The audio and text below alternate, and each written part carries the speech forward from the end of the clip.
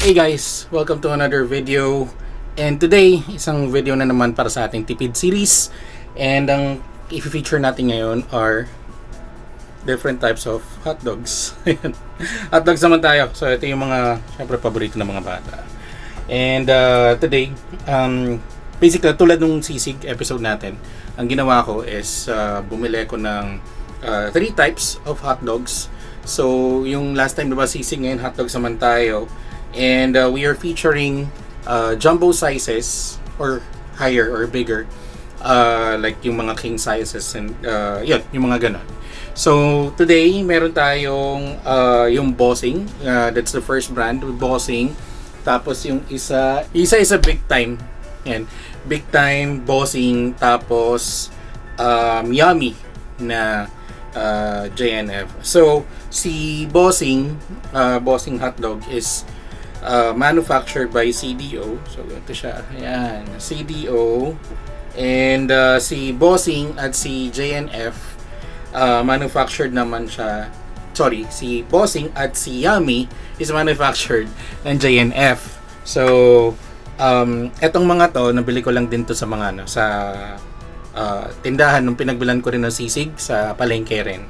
So si Bossing at si Big Time, that's 155 pesos per pack. So si Bossing, it has 16 pieces, king size, yung ano niya, yung size ng hotdog. Si Big Time, merong 17 pieces naman, 155 din siya. And then si Yummy hotdog, 17 pieces din, pero hindi siya king size, jumbo size lang siya. So first off, ang check natin is yung sizes nila. Okay? So since king size and king size, visually magka-size ang Bossing at ang Big Time. Ayan. Bossing at Big Time yan. So Bossing, Big Time. Right, magka-size lang siya. And kapag pinasok natin si Yummy, ito siya. Ganyan kalaki yung difference. Alright? So again, jumbo hotdog lang siya. Ito king size. Okay? Tapos again, mas mahal itong jumbo size na Yummy. Pero tignan natin kung talagang Yummy ba talaga siya. Kasi itong Yummy is 180 pesos, yung 17 pieces. So hindi natin alam kung up to par ba siya doon sa ibang price, taste ng hot dogs, or kasi kapresyo na siya ng Puro Foods na 1 kilo na classic regular size. Pero tingnan natin. So ayun, size is mas malaki nga syempre yung king size. And tikman naman natin, syempre titikman natin yan, lulutuin natin, ipiprito lang natin tong mga to, tapos tingnan natin kung ano yung differences nung lasa ni Bossing, ni Big Time at ni Yummy. So tingnan natin later on. Lutuin ko muna.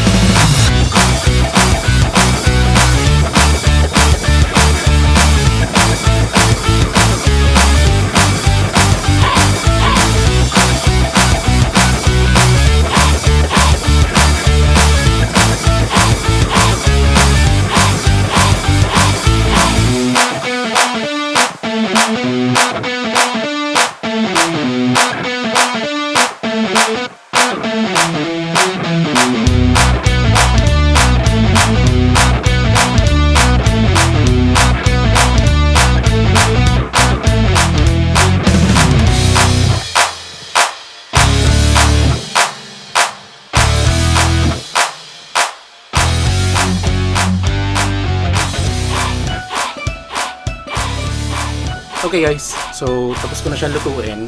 And try natin yung Bossing. So Bossing muna yung inuna ko na lutuin.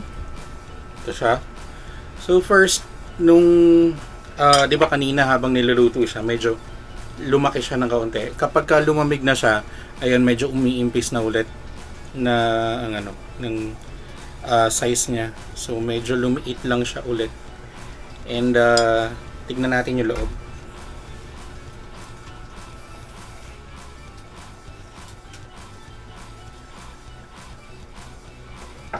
Alright. So yung loob, ganito. Sure kung nakikita. Ayan. Ay, siya na maliwanag. Ayan, yan siya. Ganyan. Alright. Yung loob, yan. Okay naman siya. Pareho lang, visually pareho lang siya nung sa ano, sa what do you call this, Pure Foods. Yung Tender Juicy. Ganito rin yung ano nakikita namin So, bossing, tara, try muna natin. Ang bossing hotdog, kung mahilig kayo sa mga hotdog sandwich sa labas, ito yun. Ito yung ginagamit nila na hotdog na brand, most likely, sa labas. Kasi, familiar yung taste. Mahilig din ako bumili ng mga hotdog sandwich sa labas, yung mga footlong, yung hotdog sandwich lang, tapos mga mayo, may mga ketchup, tapos maraming cheese, mga ganun. Ito yung ginagamit nila. Most likely, malaki, masarap, mura. Yung pagkakagat ko medyo peppery. May pagka-pepper yung lasa. So, okay siya. Tender din. Yun lang, hindi ko sure kung dahil sa pagkakaluto ko, pero hindi siya bouncy. Yung, alam mo yun, yung parang pagka kinagat mo, may times kasi na parang bouncy yung texture niya or bouncy yung feeling niya kapag kinagat mo yung hotdog. Ito hindi. So, parang straight up siya kapag naluto, tapos kapag kinain mo siya, dire-diretso lang. I'm not sure, baka mamaya yung pagkakaluto ko lang, kaya hindi siya ganun ka-bouncy. So, pero all in all, bossing hotdog is good. Is good. Kung kakainin nyo to, kung galing kayong Pure Foods, tapos you're transitioning to a different brand, kasi mahal na masyado yung Pure Foods. I think yung Pure Foods yata ngayon 195 na 195 or 185 or almost 200, I'm not sure. Kasi medyo matagal-tagal na rin kami hindi bumibili ng Pure Foods. So, ayan, pero okay to. This is a good alternative brand if you want yung bossing. Ito naman, yung sa Yummy. Ayan, try natin yung Yummy. Ito, style niya. Kapag pumunta ka sa isang breakfast buffet, visually, ito yung parang itsura ng hotdog na pwede mo makuha sa mga breakfast buffet. Not sure, baka kasi brown lang siya, kaya ganon. Kasi most of the time, yung mga hotdogs na available sa mga breakfast buffet, yung brown ng itsura, hindi siya pula. May mga pula syempre, pero may mga rin, yung mga brown din, which is yun yung masarap na na type ng hotdog. So try natin. Hiwa lang ako. Ayan. Hindi ko sure kasi kung makikita sa camera, pero ito kanina kasi parang sobrang tawag nito, parang kuha tayo sa pantingin dito para makita nyo side by side yung difference niya. Okay. Ito yung bossing kanina. Ito yung JNF na Yummy.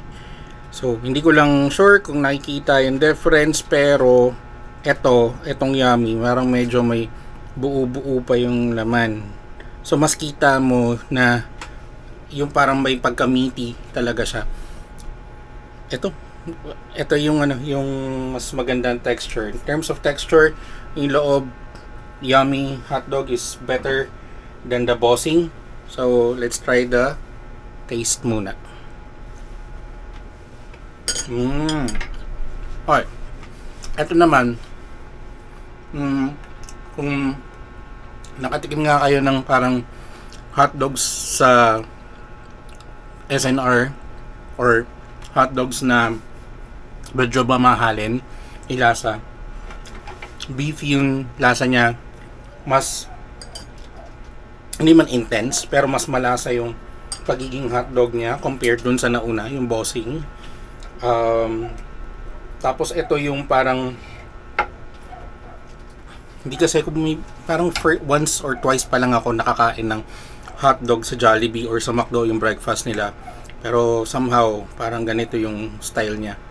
So, ito yung medyo premium na style or na lasa ng hotdog. So, this is good. This is good. This is 180, 17 pieces jumbo hotdog. JNF na yummy. Sarap. Last but not the least, Big Time. Ayan siya. Hindi ko alam baka mamaya yung pagkakahiwa kasi ang daming hiwa nagawa ko dito compared dun sa sa bossing, pero mas malambot siya. That's one. Tingnan natin loob. Okay. Visuals niya pareho lang nung sa bossing. Sa bossing. Ayan na. Pagka pinagdikit mo nga sila, niluto mo sila ng sabay, hindi mo mapapansin kung ano yung Big Time, ano rin yung bossing. Halos walang pinagkaiba sa lasa, kaya tikman natin. Okay. Sobrang liit lang. Sobrang liit lang ng difference. Kung tutuusin, okay din tong lasa ng Big Time na hotdog. Pero, I don't wanna say yung lasa niya is cheaper. Parang mas cheap yung pagkakalasa compared sa bossing. Pero ano bang mas maayos sa term doon? Mas flavorful lang talaga yung bossing na hotdog. Pero given the fact na pareho lang yung presyo, no? Yung Big Time pati yung bossing, siguro ang difference lang, si bossing hotdog kasi is 16 pieces, 155 pesos. Dito sa amin yung nabili ko to sa may Novaliches Bayan na palengke. Yung Big Time is 17 pieces. 17 pieces, 155 pesos din. So kung tutuusin, mas sulit si Big Time kasi 17 pieces yun compared kay bossing na 16. So kung hindi kayo masyadong tumitingin sa lasa, I would suggest you go with Big Time kasi may plus 1 yun. So kung nakarami kayo, mas lalaki yung difference niya. Kung medyo habol naman kayo sa lasa, tapos budgeted din kayo, then you go with bossing. Pero if you do have the budget or if you do have the money to buy a better quality na hotdog, then I would suggest itong Yummy. It's literally yummy. Yummy na hotdog. Ko-compare ko siya dun sa kapresyo niya kasi 180 pesos to, 17 pieces. Kung i-compare ko siya sa kapresyo niya, which is Pure Foods na jumbo na probably 16-17 pieces din, I would prefer this one over the Pure Foods. Bakit? Iba yung lasa niya. Iba yung linamnam. Mas okay siya. Mas hindi man imported na lasa, pero parang mas exquisite or mas hindi ko mukha yung term, para mas rich yung lasa niya. So again, okay itong mga to, lahat yan okay yung tatlong brands ng hotdogs. And kung nagde-depend lang siya kung ano yung priority mo, whether it's gonna be the quantity, the quality, kung budgeted ka, or kung quality talaga pero hindi ka budgeted din, okay din siya. So, ayan guys, check nyo na lang sa mga palengke ninyo kung mga tingma magkano tong mga to. Pero definitely this is cheaper compared to the other brands that you will see in the market, especially kapag nasa Pure Gold or nasa SM, mga ganon. Okay? So, ayun. Ito, kakainin pa namin pero mukhang kukulangin to. Magluluto pa ako ng mas marami. Pero if you have any other items, ito, by the way, this is the tipid series. So, we're looking for products na makakatipid tayo kasi nga sobrang mahal na ng mga bili ngayon. So, ang pagtitipid, medyo talagang kailangan na natin yan. So, instead na bumili tayo ng mamahalin na nasa mall, baka merong alternative na nandun din naman sa sakto sa budget natin na hindi mako-compromise yung quality ng mismong produkto. Alright, so kung meron kayong ibang produkto na gusto nyong i-review natin, let me know, comment down below. Meron pa tayong iba pang mga i-review dyan. Meron pa tayong luncheon meat, meron pa tayong corned beef, meron pa tayong I think longganisa, if I'm not mistaken. Basta marami pa tayong i-check dyan. So, ayan guys, if you have any other restaurants or places that you want me to go and review, please drop a comment down below. If you're not yet subscribed to this channel, please subscribe or please click on the subscribe button and click on the notification bell para updated kayo sa lahat ng videos natin. Also, follow me sa ating Facebook page na Jason's Tasty Voyage. Lalagay ko rin yung link dito sa my description. Alright, so again, this is Jason. Thank you for watching another episode and see you into the next one. Peace out.